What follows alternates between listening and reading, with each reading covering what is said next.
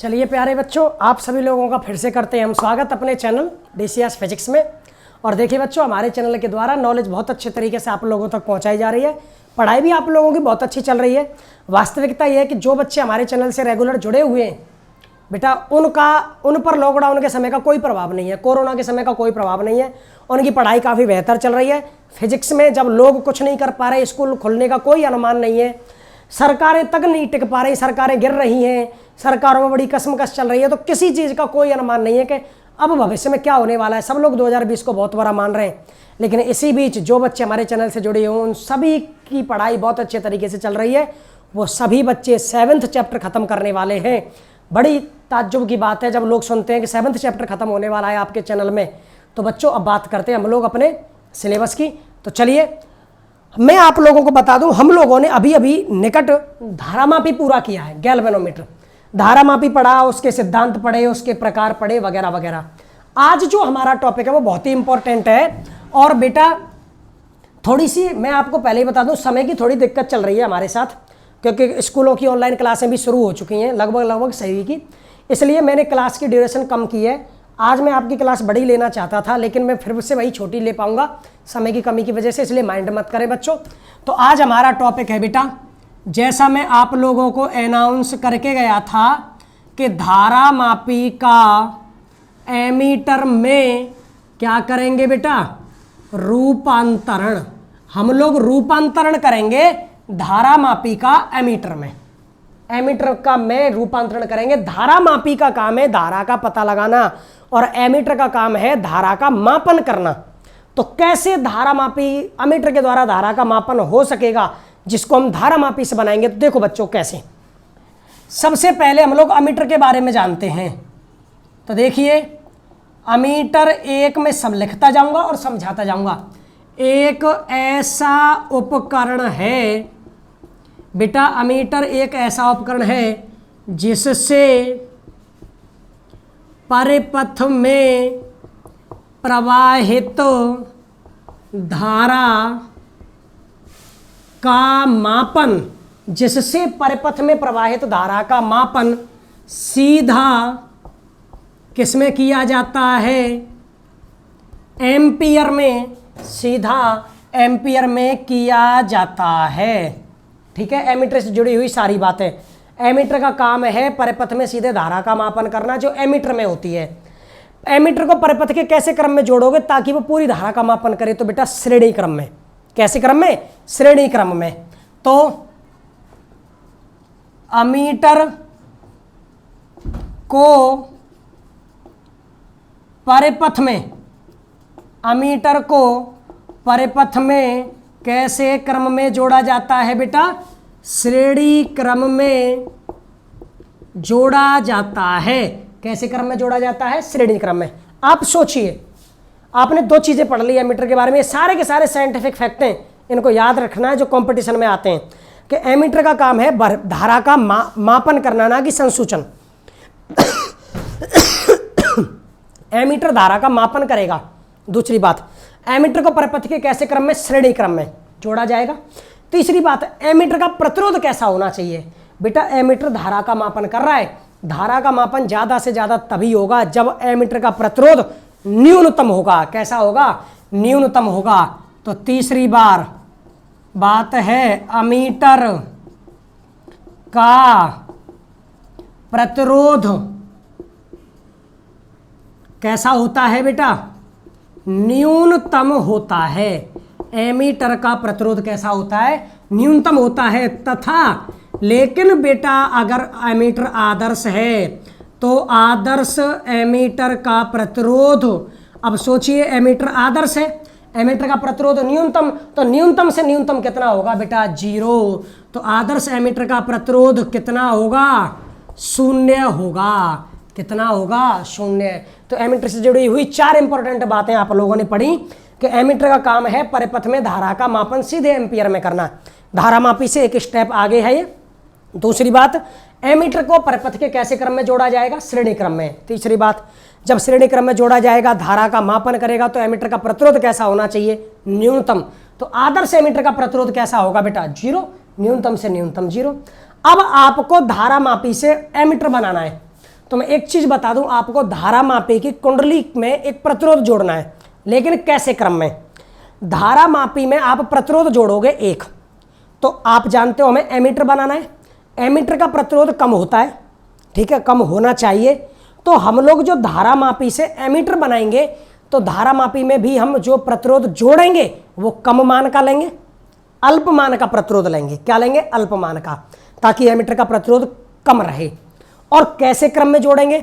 आपके पास दो चॉइस है कि उस प्रतिरोध को या तो श्रेणी क्रम में जोड़ो या समांतर क्रम में, या तो श्रेणी क्रम में जोड़ो समांतर क्रम में। आपके पास ऑप्शन क्या क्या है? श्रेणी क्रम में जोड़ना है या समांतर क्रम में। आपको पता है श्रेणी क्रम में प्रतिरोध बढ़ता है, तो वैसे क्रम में जोड़ो जैसे क्रम में प्रतिरोध घटे। कैसे क्रम में घटता है? समांतर क्रम में। कैसे में? समांतर। एमीटर का प्रतिरोध कम से कम होना चाहिए, तो एमीटर बनाने के लिए धारा मापी में जो प्रतिरोध जोड़ोगे बेटा वो कम मान का होना चाहिए, ठीक है। और उसको कैसे क्रम में जोड़ना चाहिए? जिससे प्रतिरोध और कम हो, तो वो कम किससे होगा? समांतर क्रम से। किससे? समांतर क्रम से। तो देखिए, आपके धारा मापी से एमीटर बनाने के लिए, धारा मापी से एमीटर बनाने के लिए बेटा धारा मापी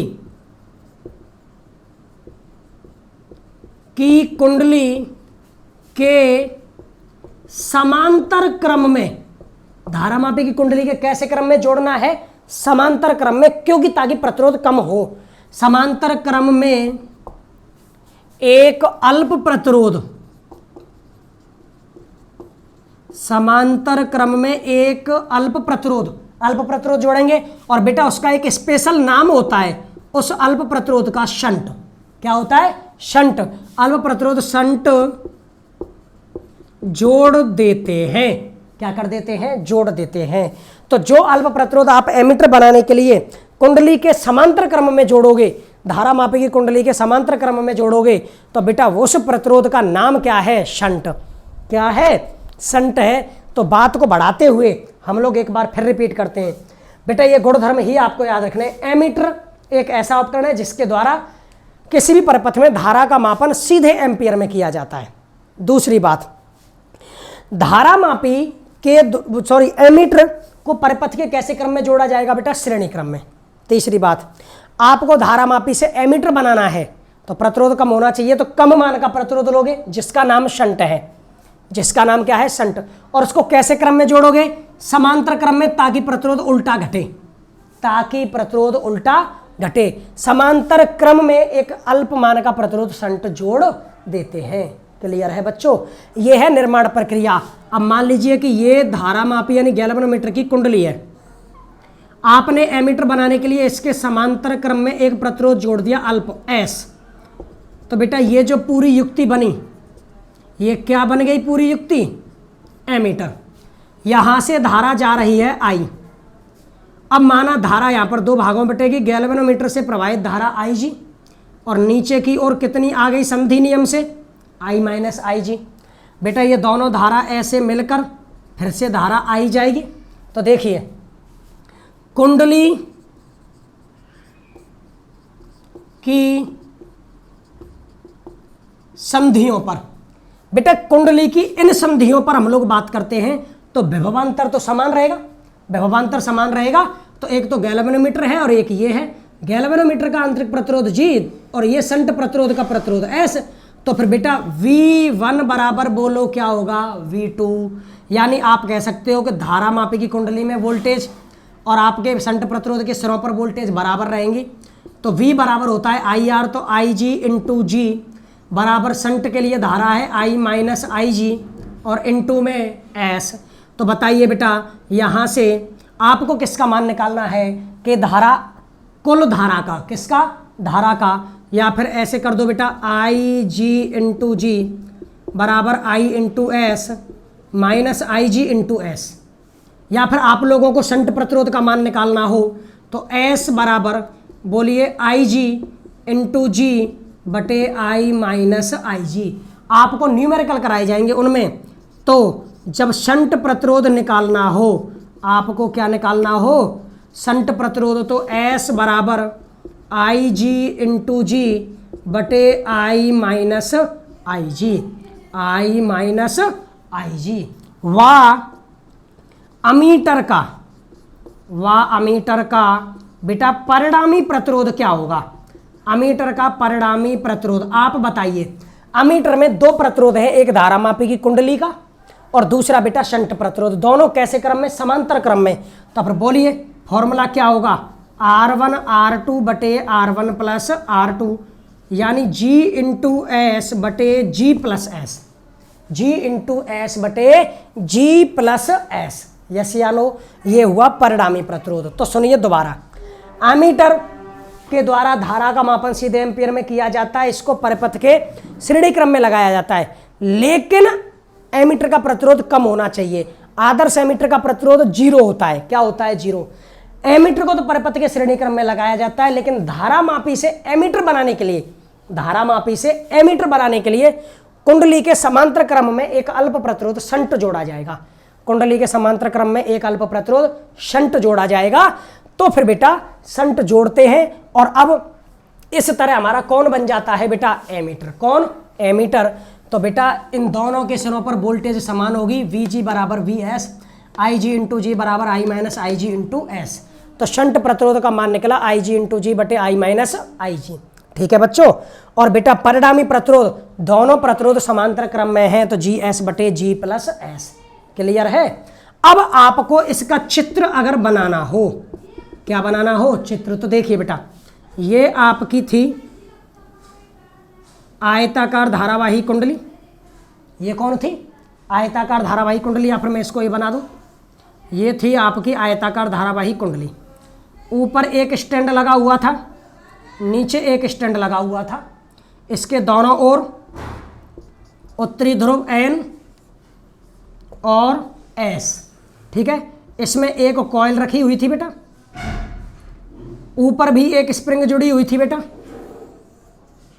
और नीचे भी एक स्प्रिंग जुड़ी हुई है। ठीक है।